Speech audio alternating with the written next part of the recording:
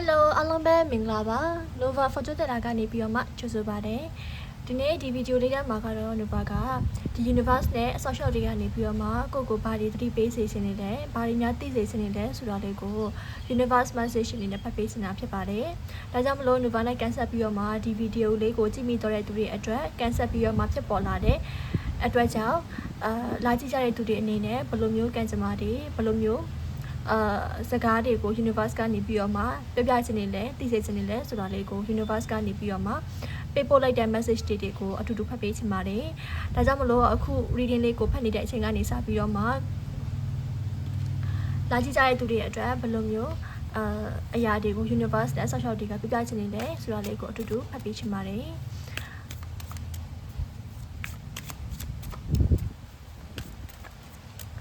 ဆိုတော့ဒီနေ့မှာတော့ Nova အသုံးပြုထားတဲ့ကတ်တွေကတော့ဒီsecret mirror ကတ်ကလေးကိုသုံးပေးထားပါတယ်ဒါကတော့ tarot ကတ်လေးပါဒီကတ်ကို Nova သုံးပြီးတော့မှ reading လေးတွေကိုဖတ်သွားပေးပါမယ်ရှင်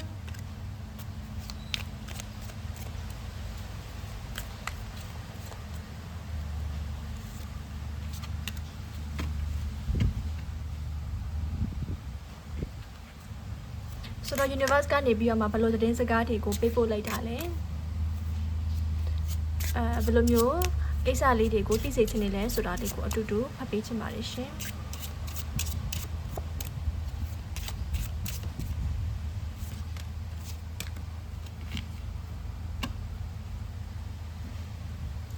ဟုတ်ကဲ့ပါပထမဆုံးနေတဲ့ Nova ကဆွဲကြည့်ထားတဲ့ဒီ tarot card တွေကိုစပြီးတော့မှတကချင်းစီကိုဖွင့်ကြည့်ကြည့်ရအောင် The Star ဆိုတော့လေအခုဗီဒီယိုကိုစကြည့်ရဲ့အချိန်ကနေစပြီးတော့မှကိုအတွက်ကိုမျှော်လင့်ထားတဲ့အရာတွေကိုအတွက်လိုချင်နေတဲ့အရာတွေအကုန်လုံးဟာမကြိုက်ခင်မှာဖြစ်ပေါ်လာဖို့အတွက်တွေရှိနေပါတယ်ဆိုတော့အခုချိန်မှာဘလောက်ပဲခက်ခဲနေပါစေပင်ပန်းနေပါစေကိုလိုချင်တဲ့အရာတွေတိတ်မဝေးတော့တဲ့အနာဂတ်မှာကိုစောက်ကြိုနေပါတယ်ကိုပိုင်ဆိုင်ထားပါတယ်ဆိုတော့လက်ရှိမပိုင်ဆိုင်နေတဲ့ကာလမှာမဖြစ်လာတဲ့ကာလမှာအားမလျှော့ပါနဲ့လက်မလျှော့ပါနဲ့နောက်မဆုတ်ပါနဲ့ရှေ့ကိုယုံကြည်မှုတွေနဲ့ဆက်ပြီးတော့မှရှောက်လန်းသွားပါဒါဆိုလို့ရှိရင်တော့တိတ်မဝေးတော့တဲ့အနာဂတ်မှာကိုဖြစ်ချင်နေတဲ့အရာတွေ desire တွေ goals တွေ dreams တွေဟာတကယ်ကိုဖြစ်ပေါ်လာဖို့တည်းရှိနေပါတယ်ဆိုတော့အောင်မြင်မှုနဲ့ရရှိပိုင်ဆိုင်မှုတွေဟာကိုယ့်ရဲ့လက်တကမ်းအလိုမှာရှိနေပါတယ်အတွက်ကြောင့် Nova ကတော့sorry Nova တော့မဟုတ်ဘူးเนาะ Universe ကနေပြီးတော့မှနောက်မဆုတ်စေလိုပါဘူးလက်မလျှော့စေလိုပါဘူးလက်ရှိသွားနေတဲ့အတိုင်းပဲသွားမြဲသွားစေလုံမြဲလုံစေလုံနေစေချင်ပါတယ်ဆိုတော့အမလျှော့ပဲနဲ့လုံမြဲအတိုင်းဆက်ပြီးတော့မှလှုပ်သွားခြင်းအဖြစ်ကိုရချင်နေတဲ့ဒီ dreams တွေအိမ်မက်တွေနဲ့ goals တွေကိုရရှိပိုင်ဆိုင်ဖို့အတွက်တွေသူကနေပြီးတော့မှကြိုတင်ပြီးတော့မှပြပြပေးထားတာဖြစ်ပါတယ်ရှင်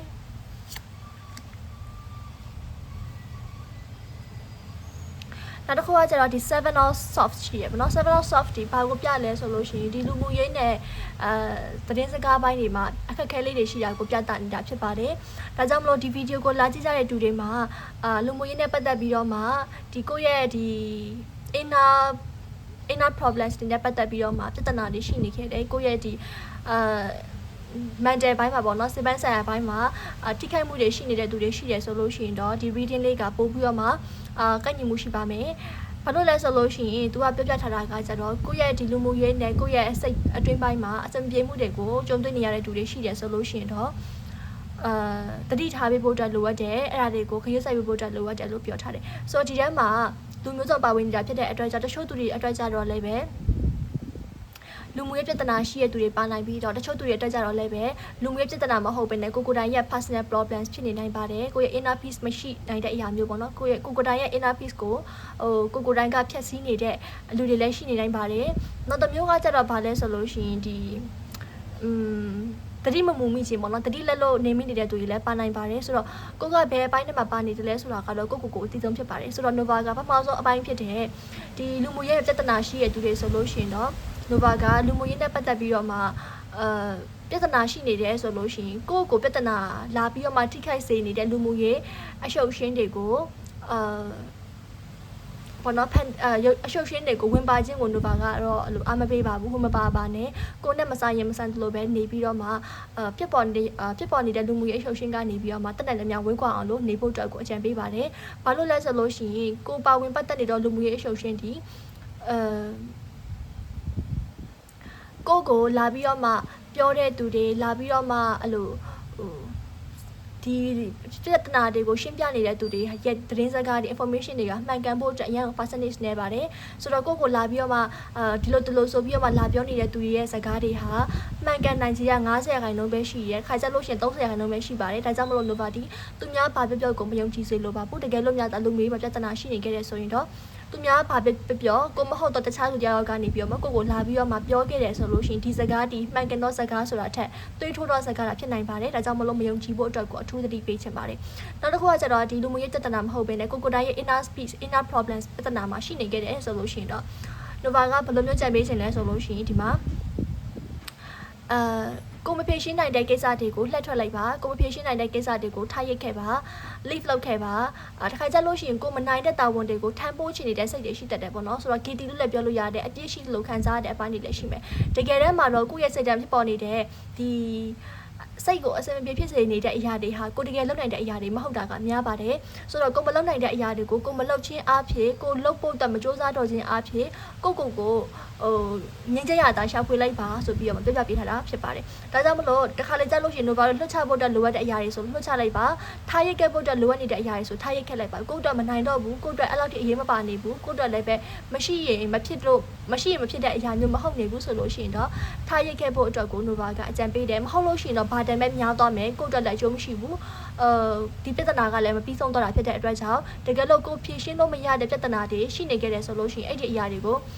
မေ့လိုက်ပါဒုမဟုတ်လို့ရှိရင်လက်လျှော့လိုက်ပါလို့အကြံပေးချင်ပါတယ်နောက်တစ်ခုကကျတော့ဗာလဲဆိုလို့ရှိရင်ဒီတတိမမူမိခြင်းပေါ့နော်ကိုကတကယ်လို့များတာတတိလက်လို့နေမိတယ်ဆိုလို့ရှိရင်တော့တတိလက်လို့နေမိတဲ့သူမျိုးတယောက်ဆိုလို့ရှိရင်တော့ Nova ဒီလူမှုရေးမှာတတိထားဖို့အတွက်လိုအပ်တယ်အခုအပြင်ပန်းသာကြည့်လိုက်မယ်ဆိုလို့ရှိရင်ကိုပတ်ဝန်းကျင်ကသူတွေကိုနီးနားမှာရှိတဲ့သူတွေဟာကိုအတွက်ကောင်းနေတယ်ကိုနဲ့အဆင်ပြေနေရလို့ကိုကတော့အပေါ်ရယူဆနေရတယ်ဆိုပေမဲ့တကယ်တမ်းမှာတော့အဲ့လိုမျိုးဟုတ်မနေနိုင်ပါဘူးဒါကြောင့်မို့ Nova ဒီတတိလက်လို့ကိုမနေစေချင်ပါဘူ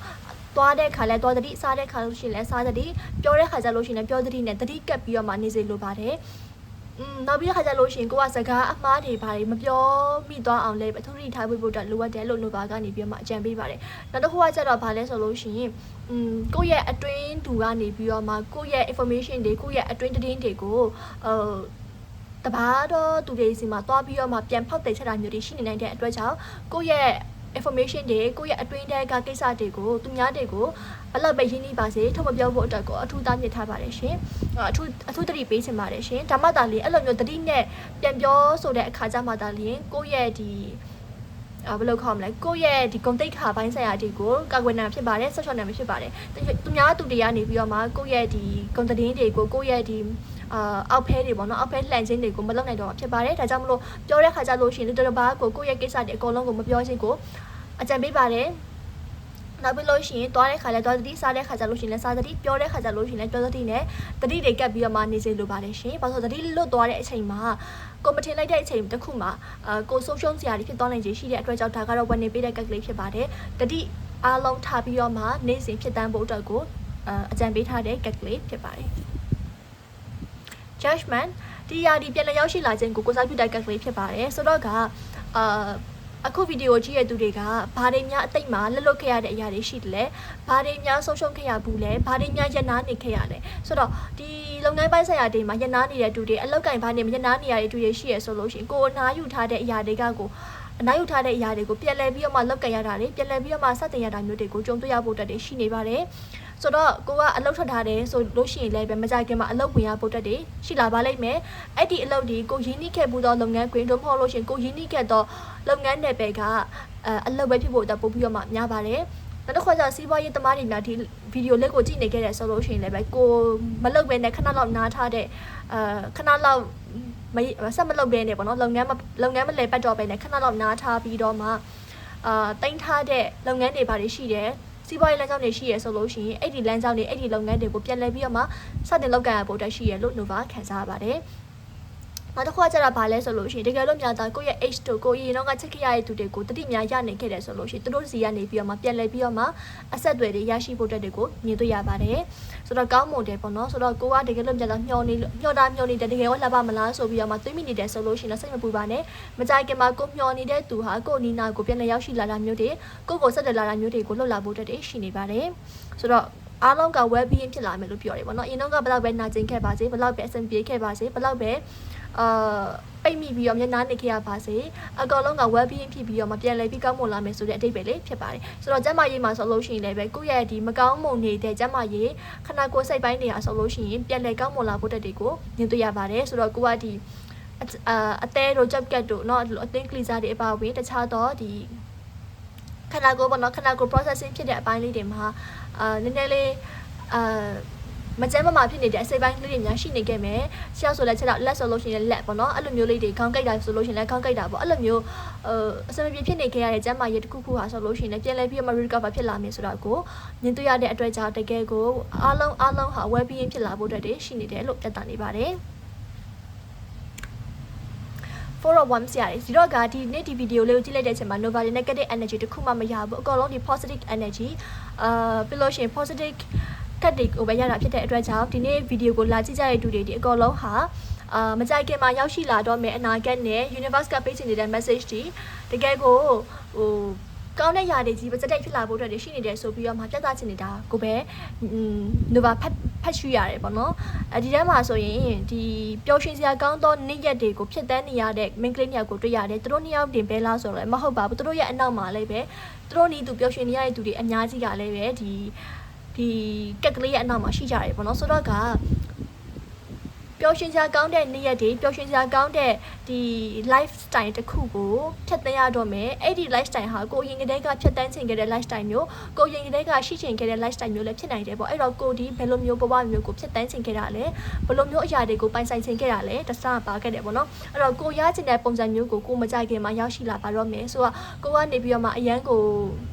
ုပေါ်ပါတဲ့ lifestyle မျိုးကိုဖြစ်တိုင်းချင်တဲ့လူမျိုးလားဒါမှမဟုတ်လို့ရှိရင်အရန်ကိုမှအောင်မြင်တဲ့ဘဝမျိုးကိုပိုင်ဆိုင်ချင်တာမျိုးလားဒါမှမဟုတ်လို့ရှိရင်ကိုကမိသားစုတွေနဲ့အတူတူပျော်ရွှင်ချင်တဲ့သူမျိုးလားပေါ့ဒါကတော့ကိုယ့်ရဲ့ desire state ပေါ်မူတည်ပြီးတော့မှကိုဖြစ်ချင်တဲ့အရာတွေဟာကိုယ့်ရဲ့ lifestyle အတိုင်းဖြစ်ပေါ်လာပါလိမ့်မယ်လို့ပြသနေတာဖြစ်ပါတယ်ဆိုတော့အရန်ကောင်းမို့သောနေ့ရက်တွေကိုကိုမျှော်လင့်ထားတဲ့အတိုင်းပဲရောက်ရှိလာတော့မယ်လို့ပြသနေတာဖြစ်ပါတယ်နော်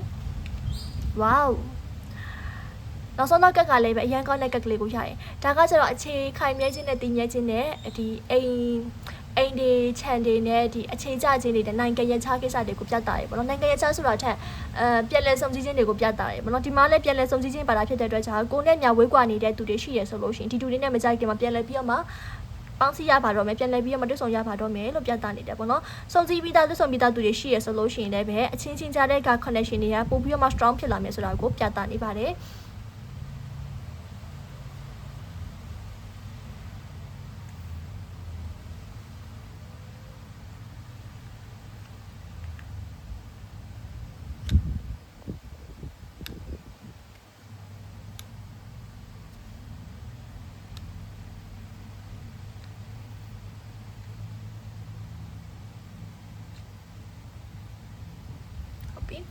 ်အဲ့ဒီတော့ပို့ပြီးတော့မှ strong ဖြစ်လာမယ်ဆိုတာကိုပြသနေတာဖြစ်ပါတယ်ဒီတော့ဒီကလေးရဆိုလို့ရှိရင်Nova ခဏလည်းပြောခဲ့တဲ့ H တွေပါပြန်လာဖို့တက်တွေရှိတယ် H နဲ့ပြန်ဆင်ပြေခြင်းနဲ့တူတွေရှိမယ်ဆိုလို့ရှိရင် H နဲ့ပြန်လဲပြီးတော့မှအဆင်ပြေလာပါမယ်တကယ်လို့များသားကိုရဲ့မူရဲ့ data ကိုပြန်ချင်နေတဲ့သူတွေရှိရဆိုလို့ရှိရင်လည်းကိုရဲ့မူရဲ့ data ကိုပြန်ချင်းအဖြစ်ကောင်းသောအကျိုးတွေနဲ့ပြန်လဲစုံစည်းခြင်းပြန်လဲပေါင်းစည်းခြင်းနဲ့ပြန်လဲပြီးတော့မှနှွေးထွေးမှုတွေကိုခံစားရခြင်းတွေကိုကြုံတွေ့ရဖို့တက်တွေရှိပါတယ်ဆိုတော့မိသားစုတွေနဲ့ပြန်လဲစုံတွေ့ရဖို့တက်တွေလည်းမြင်ရတယ်ပေါ့နော်နောက်ပြီးလို့ရှိရင်တချို့သူတွေကအမွေတွေပါရဖို့တက်သူတွေရှိရဆိုလို့ရှိရင်လည်းမကြိုက်ခင်မှာအမွေရဖို့တက်တွေဖြစ်လာပါလိမ့်မယ်ကိုမိသားစုဝင်တဲ့ကနေပြီးတော့မှချစ်လို့ခင်လို့တကယ်ကိုမျက်နှိုးလို့ပေါ့နော်တန်ဖိုးထားလို့အဲ့လိုမျိုးပေးလိုက်တဲ့အမွေလေးတွေရှိနေနိုင်ပါတယ်ဆိုတော့အမွေရဖို့အတွက်ရှိလားဆိုလို့ရှိရင်တော့ရှိနေနိုင်တယ်ပေါ့နော်တကယ်လို့များသားအမွေတွေပါပေးဖို့အတွက်နှိစက်နေတဲ့သူတွေရှိရဆိုလို့ရှိရင်တော့များစွာသောအမွေတွေကိုပိုင်ဆိုင်ရဖို့အတွက်တွေရှိရလို့Novaခံစားရပါတယ်အများစုကတော့အိမ်နဲ့ခြံနဲ့မြေနဲ့ဖြစ်နိုင်တယ်ပေါ့နော်အနည်းစုကတော့ဒီရွှေငွေရတနာတွေဖြစ်နိုင်တယ်လို့Novaခံစားရပါတယ်ဆိုတော့အဲ့လိုမျိုးလေးတွေကိုမကြိုက်ခင်ဖြစ်လာဖို့အတွက်ရှိတယ်ဆိုတာကို message ပေးထားတာဖြစ်တယ်ဟုတ်ပြီဒီတော့ကဒီအခုဗီဒီယိုကိုလာကြည့်ကြတဲ့သူတွေမှာဘယ်လိုမျိုး energy တွေရှိကြလဲဘယ်လိုမျိုးစွမ်းအင်တွေကိုပိုင်ဆိုင်ထားကြလဲဆိုတာကိုNovaကဒီမှာ energy စစ်တဲ့ကက်ကလေးနဲ့အတူတူဆက်ပေးချင်ပါတယ်ဆိုတော့ဒီဗီဒီယိုကိုလာကြည့်ကြတဲ့သူတွေထဲမှာဘယ်လိုမျိုး energy တွေကိုပိုင်ဆိုင်ထားကြတဲ့သူတွေဖြစ်နေမလဲဆိုတာကိုဖွင့်ကြည့်ကြည့်ရအောင် Moon's energy phases cycle intuition ဒီတော့ကအများစုဒီဘဝပုံစံအမျိုးမျိုးကိုဖြတ်ကျော်ခဲ့တဲ့သူတွေပါနိုင်တယ်ပေါ့နော်ဆိုတော့အလုံးမျိုးစုံကိုလောက်ခဲ့ရတဲ့သူမျိုးတွေတုံးမဟုတ်လို့ရှိရင်နေရာဒေသမျိုးမျိုးကိုလှည့်ပတ်ပြီးသွားလာခဲ့ရတဲ့သူမျိုးတွေတုံးမဟုတ်လို့ရှိရင်လည်းဘဝ အနေထားမျိုးမျိုးကိုနှိမ့်လိုက်ကြလိုက်ခန်းစားခဲ့ရဘူးတဲ့သူတွေပါနိုင်ပါတယ်ဆိုတော့အဲ့လို easy going ဖြစ်ပြီးတော့မှဖြတ်တန်းနေရတဲ့သူတွေရှားနိုင်တယ်အခုချိန်မှာရုံးကန်နေပြီးတော့မှအဲ့လိုဖြတ်ကျော်နေတဲ့သူတွေလည်းပါနိုင်တယ်လို့မျိုးပဲအရင်တုန်းကဖြတ်ကျော်ခဲ့ရတဲ့သူတွေလည်းပါနိုင်ပါတယ်ဆိုတော့တသားတဲ့သားပြီးတော့တသားတဲ့သွားပြီးတော့မှအဲ့လိုဖြတ်တန်းခဲ့ရတဲ့ဘဝပုံစံမျိုးထက်နှိမ့်လိုက်ကြလိုက်ဟိုဘက်သွားလိုက်ဒီဘက်သွားလိုက်ပေါ့နော်ဟိုကတောင်းလိုက်ဒီကတောင်းလိုက်နဲ့အဲ့လိုမျိုးကျင်လည်ခဲ့ရတဲ့ပုံစံမျိုးစုံမှာကျင်လည်ခဲ့ရတဲ့သူတွေပို့ပြီးတော့မှပါမယ်လို့ခံစားရတယ်ဒါကြောင့်မလို့ Moon energy ပေါ့နော် Moon ဆိုတာက rotation ဖြစ်တဲ့အတွက်ကြောင့်အဲ့လိုမျိုးလှည့်ပတ်နေရတဲ့တနေရာထဲမှာနေနေရမျိုးမဟုတ်ဘဲနဲ့အဲ့လို rotation လုပ်နေရတဲ့ဘဝ cycle တစ်ခုကိုပြသနေတာဖြစ်ပါတယ်။နောက်ပြီးလို့ရှိရင် intuition ပေါ့နော်ဘလို့ energy ရှိလဲဆိုလို့ရှိရင်ဒီကြိုတင်ပြီးတော့မှအလိုလိုသိနိုင်တဲ့စွမ်းရည်တွေရှိကြတယ်။ဒါကြောင့်မလို့ intuition အားကောင်းကြတဲ့သူတွေဒီဘယ်နေရာတွေမှာအဆင်ပြေကြလဲဆိုလို့ရှိရင်ဒီ intuition အားကောင်းတဲ့အတွက်ကြောင့်ဒီသူများတွေနဲ့မတူတဲ့ဒီအသွေးခေါ်ပိုင်းတွေမှာသူများတွေနဲ့မတူတဲ့အတွေးခေါ်ပိုင်းတွေသူများတွေနဲ့မတူတဲ့ idea တွေရှိတတ်ကြပါတယ်ဆိုတော့အများစုဒီလုပ်ငန်းခွင်မှာဖြစ်ဖြစ်အများကြီးနေမှာဖြစ်ဖြစ်ပေါ့နော်ဘယ်ဘက်မှာမဆိုကိုဒီသူများတွေနဲ့မတူထူးခြားပြီးတော့မှမတူညီကွဲပြားသော idea တွေကိုစဉ်းစားနိုင်တဲ့သူဖြစ်နေနိုင်ပါတယ်လူမှုရေးမှာဆိုလို့ရှိရင်အဲ့ဒီအတိုင်းပဲပေါ့နော်ဒီကြိုတင်ပြီးတော့မှအလိုလိုသိနေတဲ့အတွက်ကြောင့်တစ်ခါလေကြလို့ရှိရင်သူများတွေမမြင်သေးတဲ့အကွက်တွေကိုကြိုမြင်တာမျိုးတွေသူများတွေမတိလောက်သေးတဲ့အရာတွေကိုကကြိုပြီးတော့မှခံမှန်းမိနေတာမျိုးတွေဖြစ်တတ်တယ်ဆိုတဲ့သူတွေဖြစ်ကြပါတယ်ဒါကြောင့်မို့ more energy ရှိရတဲ့သူတွေဟာဒီနေ့ဒီဗီဒီယိုလေးကိုလာကြည့်နေကြတာဖြစ်ပါတယ်ရှင်H energy ရပါတယ် the potential boundaries ရဲ့ integration မြတ်ပါတယ်ပေါ့ဒီတော့ခုကိုပေါင်းလိုက်တဲ့အခါမှာဒီနေ့ဒီဗီဒီယိုလေးကိုလာကြည့်ကြတဲ့သူတွေဟာအဓိကအားဖြင့်ကောင်းမွန်တော်လာတွေကိုမြင်တွေ့ခဲ့ရတဲ့ star မှာကလေးကပါခဲ့တယ်ပေါ့နော် star ဆိုတာကဒီမကြိုက်ခင်မှာထုံးလိုက်လာတော့မယ်ဒီကြဲလေးတစ်ပွင့်ကိုပြတ်သက်နေတာဖြစ်တယ်ဆိုတော့ဒီနေ့ဒီဗီဒီယိုကိုလာကြည့်ကြတဲ့သူတွေဒီအနာဂတ်မှာအခုပုံစံနဲ့မတူတော့ဘဲနဲ့တမှုကွဲပြားပြီးတော့မှထူးချွန်ပြီးတော့မှအောင်မြင်နေမဲ့သူတွေအရန်ပါပါတယ်ဒါကြောင့်မလို့ဒီလို potential ရှိကြတဲ့သူမျိုးတွေအလားလာရှိကြတဲ့သူမျိုးတွေဖြစ်တဲ့အတွက်ကြောင့်တိတ်မကြတော့တဲ့အနာဂတ်မှာတကယ်ကိုကောင်းမွန်တဲ့အနာဂတ်တွေကိုပိုင်ဆိုင်ရတော့မဲ့သူတွေဖြစ်တယ်အဲ့ဒီအတွက်ကြောင့်တကယ်ကိုလည်းပဲအလားလာရှိပြီးတော့မှတကယ်ကိုထူးချွန်တဲ့သူတွေဒီနေ့ဒီဗီဒီယိုကိုလာကြည့်နေကြတယ်ဆိုပြီးတော့မှပြသပေးထားတာဖြစ်တယ်အဲ့တော့က boundaries တွေပေါ့နော် boundary ကကျတော့ဒီလူမှုရေးပိုင်းတွေမှာခုနကလည်းပြောခဲ့တဲ့ဒီမှာလူမှုရေးမှာထွတ်ထွတ်ထားပြီးဖို့တက်လိုအပ်တယ်ကိုနဲ့မရင်းနှီးတဲ့သူပဲဖြစ်ဖြစ်မရင်းနှီးတဲ့သူပဲဖြစ်ဖြစ်ဘယ်သူ့ကိုမဆိုစကားအကုန်မပြောဖို့အတွက်တည်းရဲ့ကိုထိမ့်သိမ့်တဲ့အရာတွေကိုထိမ့်ထားဖို့အတွက်ရလိုအပ်တယ်ဆိုပြီး Nova ပြောခဲ့တယ်ဒါကြောင့် boundary ဆိုလို့ရှိရင်တားဆီးခြင်းပေါ့နော်ဟိုဘက်နဲ့ဒီဘက်ဂျားတဲ့ကအဲ့လိုမတူညီကွဲပြားမှုတွေကိုမရောရှက်ပဲနဲ့ miss အလုပ်မခံပဲနဲ့ချမ်းသာလိုက်ခြင်းအဖြစ်သူကလည်းသူတက်တက်ကိုကလည်းကိုတက်တက်ဆိုပြီးတော့မှအဝန်းဝိုင်းတွေကိုboundary တွေကိုချလိုက်ခြင်းဖြစ်ပါတယ်ဒါကြောင့်မလို့ဒီ boundaries energy ဒီဒါကတော့ဟိုဖြစ်စေခြင်းတဲ့အရာလေးပေါ့နော် boundary တွေမရှိဘူးဆိုလို့ရှိရင် boundary တွေကိုချပါလူမှုရေးစီကံအလုပ်စီကံစီးပွားရေးစီကံစသဖြင့်အဲ့လိုမျိုးကိုတိုင်ချမှတ်ထားတော့စီကံစီမင်းစီကံတွေကိုသူတဘာတွေနဲ့အတူတူပေါ့နော်ကိုကလည်းလူမှုရေးလုပ်နေရတဲ့သူဖြစ်တဲ့အတွက်ကြောင့်လူမှုရေးလုပ်နေရမယ်ဆိုလို့ရှိရင်လည်းပဲအဲ့လိုမျိုးရောရှက်မှုတွေမရှိရလေအောင်လို့တစ်ခါလေမှာလူမှုစီကံတွေเนาะကိုတိုင်ချမှတ်ထားတော့လူမှုစီကံတွေငါ့ကိုတော့ဒီနေ့မြလာမခေါ်ပါနဲ့ငါ့ကိုတော့ဒီလိုမျိုးလာမလုပ်နဲ့ဆိုပြီးတော့မှအဲ့လိုစကားကနေထုတ်ပြောလိုက်ခြင်းအပြင်တစ်ဖက်သူကိုမလုပ်ဖို့ဆိုတာတားမြစ်ခြင်းဟာဆိုလို့ရှိရင်လည်းပဲဒါဟာတနည်းနည်းအဖြစ်တနည်းနည်းနဲ့ boundary ချက်လိုက်ခြင်းဖြစ်တယ်ပေါ့နော်ဒါကြောင့်မို့ boundary ကိုလုံးဝထားပါလူမှုစီကံတွေထားပါပြီးလို့ရှိရင်လုပ်ငန်းစီကံတွေထားပါစီးပွားရေးစီကံတွေထားပါအဲ့လိုထားခြင်းအဖြစ်ပို့ပြီးတော့မှအဆင်ပြေတဲ့ lifestyle တစ်ခုကိုပိုင်ဆိုင်ရမယ်လို့လည်းပြောထားတာဖြစ်ပါတယ်နောက်ဆုံးတစ်ခုကကျတော့ integration ဖြစ်သွားတယ်ပေါ့နော် integration ဆိုတာကကျတော့အားလုံးသိပြီးတဲ့အတိုင်းပဲဆုံးဖြတ်ချက်တွေဟာမပြတ်သားတာကိုပြသနေတယ်ပေါ့နော်ဆုံးဖြတ်ချက်မပြတ်သားတာဖြစ်တဲ့အတွက်ကြောင့်သူကတော့တော်တော်များများကကျတော့ဒီဘာ energy တွေရှိတတ်ကြလဲဆိုလို့ရှိရင်ဒီ water energy ရှိရတဲ့သူတွေများမယ်ပေါ့နော်တကယ်လို့များတာက water sign တွေဖြစ်မယ်ဆိုလို့ရှိရင်တော့ပို့ပြီးတော့မှပို့ဆိုးမယ်ပေါ့နော်ပို့ပြီးတော့ဆိုးမယ်လို့ပြောလိုက်တာဟုတ်ပြီပို့ပြီးတော့ဆိုးလိုက်ရင်ဘာလို့လဲဆိုတော့ integration ဖြစ်တယ်ဆိုတဲ့အပိုင်းလေးတွေကကျတော့ water energy မှာပို့ပြီးတော့ရှိတယ်ဘာလို့လဲဆိုတော့ရှိမှလဲ moon ကပါခဲ့တယ်ပေါ့နော် moon တီလာဖြစ်တယ်လာဟာဆိုလို့ရှိရင်ဒီရေကိုဖြစ်ပေါ်စေတဲ့အရာဖြစ်တယ်ဒီရေဟာဆိုလို့ရှိရင်နှိမ့်လိုက်ကြလိုက်နဲ့တက်လိုက်ကြလိုက်တွေဖြစ်တယ်ပေါ့ဆိုတော့အဲ့လိုမျိုး mood swings တွေဖြစ်ပြီးတော့မှ decision making လုပ်တဲ့အပိုင်းတွေမှာခက်ခဲစေတဲ့အရာတွေထဲမှာ moon နဲ့ဒီ water နဲ့ကပါတာပေါ့အဲ့ဒီတော့ကြောင့် Nova ဒီအခုဗီဒီယိုလာကြည့်ကြတဲ့သူတွေပြဿနာတစ်ခုရှိတာကတော့ decision လုပ်ရတဲ့အပိုင်းတွေဆိုလို့ရှိရင်အရင်ကြတာမျိုးလေးတွေ decision လုပ်ဖို့အတွက်ဆိုလို့ရှိရင်ခက်ခဲတာမျိုးလေးတွေရှိတတ်ပါတယ်ပြီးလို့ရှိရင်အဲ့လိုမျိုးမပြတ်မသားနဲ့ဝေဝါးနေပြီးတော့မှတင်ချတဲ့ဆုံးဖြတ်ချက်တစ်ခုကိုမချနိုင်တဲ့အတွက်ကြောင့်တစ်ခါတလေမှာ လွန်ဆွဲပြီးတော့မှအဲ့လို process ဖြစ်ရမယ်ပါနေ process မဖြစ်တော့ဘဲနဲ့အဲ့လိုမျိုးအချိန်ကုန်သွားတာမျိုးလေးတွေဖြစ်တတ်ပါတယ်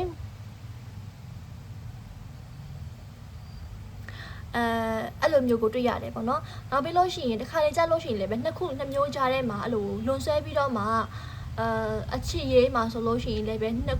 ဦးနှစ်ယောက်ကြားထဲမှာဘယ်သူကိုချစ်လို့ချစ်မှမသိ decision ချလို့မရတာမျိုးလေးရှိနိုင်ပါတယ်စီးပွားရေးမှာဆိုလို့ရှိရင်လည်းပဲဘယ်ဘက်ချမ်းကို invest လုပ်ရမလဲမသိပဲလည်းနှစ်ခုစလုံးကိုစုပ်ကင်ထားရင်းနဲ့ဘယ်သူကမှလက်မလွတ်ချင်ပဲနဲ့ပေါ့နော်ဘယ်စီးပွားရေးကိုမှလက်မလွတ်ချင်ပဲနဲ့စုပ်ကင်ထားရင်းနဲ့ပဲနှစ်ခုစလုံးဟာ process မဖြစ်တော့ဘဲနဲ့အရှုံးနေပေါ်တာမျိုးဖြစ်နိုင်ပါတယ်နောက်တစ်ခုကကျတော့ဗာလဲဆိုလုပ်ငန်းနဲ့ပဲအများကြီးနဲ့ပဲမှာဆိုလို့ရှိရင်လည်းပဲကိုကနှစ်ခုစလုံးမှာအောင်မြင်ခြင်းနဲ့အဲ့ခါကျတော့ဘယ်နှစ်ခုစလုံးကိုကအောင်မြင်ခြင်းတဲ့အတွက်ကြောင့်နှစ်ခုစလုံးကိုစူးစမ်းတယ်နှစ်ခုစလုံးမှာလည်းပဲလက်မလွတ်ပဲနဲ့နှစ်ခုစလုံးကိုရအောင်လုပ်တဲ့အခါမှာဘယ်တစ်ခုကမှအဆင်မပြေဖြစ်တော့တာမျိုးတွေရှိနိုင်ပါတယ်။ဒါကြောင့်မလို့တစ်ခုခုတော့ရွေးချယ်ပါဆုံးဖြတ်ဖို့အတွက်ဒီလည်းပဲလိုအပ်နေတယ်ဆိုပြီးတော့ဒီဗီဒီယိုလေးမှာ Universe ကနေပြီး message ပေးလိုက်တာဖြစ်ပါတယ်ရှင်။တကယ်လို့များတော့လူမှုရေးမှာဆိုလို့ရှိရင်လည်းအဲ့ဒီအတိုင်းပဲကိုကတော့ဒီအဆုနှစ်ဆုရှိရဆိုလို့ရှိရင်လည်းဒီ A နဲ့ B ရှိရဆိုလို့ရှိရင် A ရော B ရောကိုကနေပြီးတော့မှပေါင်းချင်တဲ့အတွက်ကြောင့် A ရော B ရောကိုပေါင်းတဲ့အတွက်ကြောင့်ကိုကဒီနှစ်ခုကြားထဲမှာဂျားညက်ပြီးတော့မှကိုယ့်တက်ပို့အစင်ပြေဖြစ်လာတာမျိုးတွေကိုရှိတတ်တယ်လို့နိုဗာခံစားရတယ်ဆိုတော့ decision ဖြစ်တဲ့အပိုင်းကအရန်ကိုမှခက်ခဲပါတယ်ပို့ပြီးတော့မှလည်းအစင်ပြေဖြစ်လာစေနိုင်ပါတယ်အထူးသဖြင့်ဒီ water sign တွေဖြစ်ကြတဲ့ Pisces တို့ပြီးလို့ရှိရင်ဒီ Pisces ဂျာဒီခွင်တို့ဆိုပို့ဆိုးရပေါ့နော် Pisces ကကြာ9နှစ်ကောင်ဆိုတော့ပို့ပြီးတော့ဆိုးတယ်သူကလည်း9နှစ်ကောင်မှာကတည်းက indecision ဆိုတဲ့အဓိပ္ပာယ်ကပါလာပြီးသားဖြစ်တဲ့အတွက်ကြောင့်ပို့ပြီးတော့မှဆိုးပါတယ်ဆိုတော့ဒီ water sign တွေ Scorpios တွေ Cancer တွေဆိုလို့ရှိရင်တော့နည်းနည်းတက်တာတွေဆိုပေမဲ့လည်းပဲ Nova ဒီ water sign တွေဒီဗီဒီယိုကိုလာကြည့်ကြတယ်ဆိုလို့ရှိရင်တော့ဒီ indecision လောက်indecision လုပ်နေမိတဲ့ပြဿနာတွေကိုအမြန်ဆုံးဒီအကျင့်တွေကိုအမြန်ဆုံးဖြစ်ဖြောက်နိုင်အောင်လို့ပျောက်ကွယ်သွားအောင်လုပ်နိုင်ပါစေလုပ်ကြည့်တင်ပါတယ်လို့ Nova ကနေပြောမှာအကြံပေးလိုက်ပါတယ်ကျွန်တော်ဒီအကုန်လုံးကကျွန်တော်ဒီ lifestyle တွေ life အခြေအနေတွေဘဝအခြေအနေတွေအကုန်လုံးကအဆင်ပြေနေတဲ့ဘက်ကိုတဖြည်းဖြည်းနဲ့ရောက်ရှိလာပြီဆိုပေမဲ့လည်းပဲကိုတိုင်မှာဒီလိုမျိုးမကောင်းတဲ့အကျင့်စိုးတွေရှိနေအောင်မယ်ဆိုလို့ရှိရင်တော့ကိုဘဝဒီအရင်ထူးထူးခြားခြားကြီးဖြစ်မလာတော့ဘဲနဲ့ဒီ normal time ဖြစ်သွားဖို့တရှိရပေါ့နော်ဆိုတော့ကိုယ့်ရဲ့ကောင်းနေတဲ့အချိန်လေးမှာမကောင်းနေတဲ့အကျင့်တွေကိုဖက်ထုတ်လိုက်ခြင်းအပြင်ကောင်းနေတဲ့ဒီကံတွေကိုပို့ပြီးတော့မြင့်တက်သွားအောင်လုပ်ပေးဖို့အတွက်လိုအပ်တယ်လို့ Nova ကအကြံပေးချင်ပါတယ်ဆိုတော့ကဒီနေ့ဒီဗီဒီယိုလေးကိုလာကြည့်ကြတဲ့တူတွေထဲမှာNova ပြောခဲ့တဲ့ဒီ reading လေးတွေနဲ့ energy ကညီမှုရှိရတဲ့ရှိရဆိုလို့ရှိရင်လည်းပဲဒီဗီဒီယိုရဲ့အောက်က comment လေးမှာလာပြီးတော့မှ comment လေးရေးသားပေးလို့လည်းရပါတယ်ရှင်ဒီဗီဒီယိုလေးကို Nova လုပ်ခဲ့တဲ့အချိန်ဒီည9:00 နာရီရှိပါပြီဆိုတော့ည9:00 နာရီမှာဒီဗီဒီယိုလေးကိုလုပ်ပေးလိုက်ပြီးတော့မှ Nova ဒီဖတ်ပေးခဲ့ပါတယ် universe message လေးကိုလည်းပဲအားလုံးကသဘောကျတက်မယ်လို့ Nova ဒီညှို့လိုက်ပါတယ်နောက်ဗီဒီယိုတွေကြက်လို့ရှိရင်တိတက်ပိုကောင်းတဲ့ reading ပုံစံလေးတွေနဲ့ပြန်လည်ပြီးတော့မှ like ခဲ့အောင်မှာဖြစ်တဲ့အတွက်ကြောင့်တကယ်လို့များတာNova နဲ့တူတူ reading လေးတွေဖတ်ချင်တယ်ဆိုလို့ရှိရင်လည်းပဲ Nova ဒီဗီဒီယိုလေးရဲ့အောက်က description ထဲမှာပေးထားတဲ့ link တွေကနေပြီးတော့မှဝင်ရောက်ပြီးတော့မှpersonal mail လေးတွေလာပြီးတော့မှမေးလို့ရပါတယ်အောက်ကဗီဒီယိုလေးက link ကlink လေးတွေထဲမှာဆိုလို့ရှိရင် Facebook link တွေ Telegram link တွေViber link တွေထည့်ပေးထားပါတယ်အဲ့ဒီကနေပြီးတော့မှကိုနှစ်သက်ရ platform ကနေပြီးတော့မှလာရောက်ဆက်သွယ်ပြီးတော့မှမြင်မြင်လို့ရပါတယ်ရှင်ဆိုတော့ Nova ဒီနေ့ဒီဗီဒီယိုလေးကိုလာကြည့်ကြတဲ့တူတွေအတွက်ဘယ်လိုမျိုးစတောင်းလေးပေးချင်လဲဆိုလို့ရှိရင် Star Energy ကတော့အကောင်းဆုံးဖြစ်တဲ့အတွက်ကြောင့်ဒီလိုမျိုးကျယ်ပွင့်လေးရဲ့ energy အတိုင်းလေးပဲတခါလေးမှာတော့ဒီကျယ်ပွင့်တွေကိုမမြင်ရဘူးဆိုပေမဲ့လည်းပဲပေါ့နော်ဒီ Nova တို့ဒီအဓိကမြင်ရတဲ့အချိန်ဒီမှောင်မိုက်နေတဲ့ဒီကောင်းကင်ကြီးမှာကောင်းကင်ကြီးတဲ့မှာဒီကျဲဝင်းတွေတွေ့ရတာဖြစ်တဲ့အတွက်ကြောင့်ကိုဒီဘလိုမျိုးမှောင်မိုက်တဲ့ဘဝအခြေအနေမှာပဲရှိနေပါစေဘလောက်ပဲခက်ခဲပြီးတော့မှအနာဂတ်ပြောက်တဲ့အနေအထားမှာပဲရှိနေပါစေအောင်တော့မကြိုက်ခင်မှာကျဲတပွင့်လေးတပွင့်လိုမျိုးပေါ့နော်ကျဲလေးတပွင့်လိုမျိုးလင်းလက်စွာနဲ့တောက်ပလာဖြစ်တဲ့အတွက်ကြောင့်ဒီတောက်ပလာမဲ့ကိုရဲ့ဒီ auras တွေတောက်ပလာမဲ့ကိုရဲ့အနာဂတ်တွေကိုရှေ့ရှုပြီးတော့ပဲလက်ရှိခက်ခဲနေတဲ့အရာတွေခက်ခဲနေတဲ့ပြဿနာတွေကိုကျော်လွှားသွားနိုင်ပါစေဖြစ်တန်းသွားနိုင်ပါစေလို့ဆုတောင်းပေးလိုက်ပါတယ်ဆိုတော့အားလုံးလည်းဒီဗီဒီယိုလေးကိုကြည့်ရင်းနဲ့ပဲကိုယ့်ရဲ့ဒီအဆင်ပြေသောကိစ္စကလေးတွေအဖြေရှာလို့မရတော့ကိစ္စကလေးတွေအတွက်အဖြေတစ်ခုခုအသွေးတစ်ခုခုရောက်သွားမယ်လို့ Nova ကမျှော်လင့်ထားပါတယ်အကျိုးရှိသွားမယ်လို့လည်းပဲမျှော်လင့်ထားပါတယ်ဆိုတော့ဒီဗီဒီယိုလေးကိုကြည့်ပေးခဲ့ကြတဲ့ဒီပါလေးတွေအားလုံးကိုကျေးဇူးအများကြီးတင်ပါတယ်နောက်ဗီဒီယိုတွေကြလို့ရှိရင်လည်းပြန်လည်ပြီးတော့မှဆွေးနွေးကြပါဦးမယ်အားလုံးပဲမင်္ဂလာရှိတဲ့နေ့ကလေးကိုပတ်သက်ကြပါစေရှင်